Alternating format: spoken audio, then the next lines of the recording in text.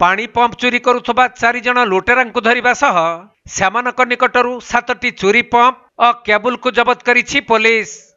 तबे कलाहांडी जिला केसिंगा थाना अंचलर विभिन्न कूओ और गभीर बोरवेलरू अनेक दिन धरी पंप एवं केबुल चोरी हेउथिला, जहाकु नै पुलिस निकटरे अभियोग हेउथिले भी पुलिस सही चोर मानकर टेर पाई पारु नथिले।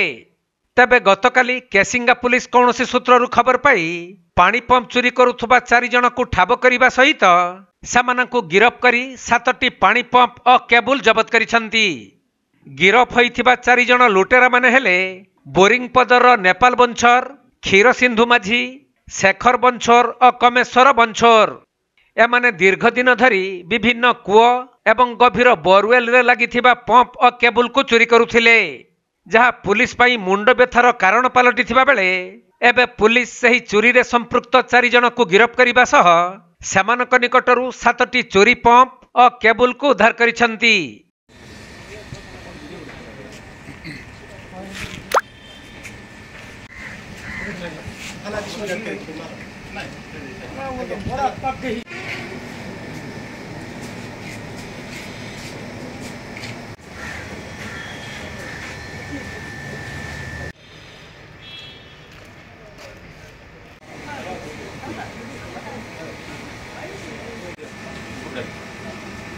कलाहांडी जिल्लारू बिरंची करुआंक रिपोर्ट, कोणार्क लाइव।